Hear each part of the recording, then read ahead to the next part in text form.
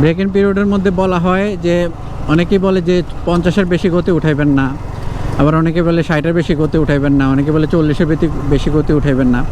আসলে গতি বিষয় না, গতিটা এখানে মূল বিষয় না, মূল বিষয়টা হচ্ছে আরপিএম। আপনার ইঞ্জিনটা কত স্পিডে ঘুরছে। কারণ 1 নাম্বার গিয়ার রাখা আপনি এই যে আরপিএম অনেক হাই দিচ্ছেন, আরপিএমে যে 6000 7000 আরপিএম দিয়া বাইকের গতি আছে 30, আপনি মনে করতেছেন আপনি মনে হয় স্পিড লিমিটের মধ্যেই চালাই। 2 নাম্বার গিয়ারে দিলাম আমি, 2 নাম্বার গিয়ার দিয়ে আমি 4500 6000 7000 আরপিএম দিয়ে দিলাম, বাইকের গতি 46।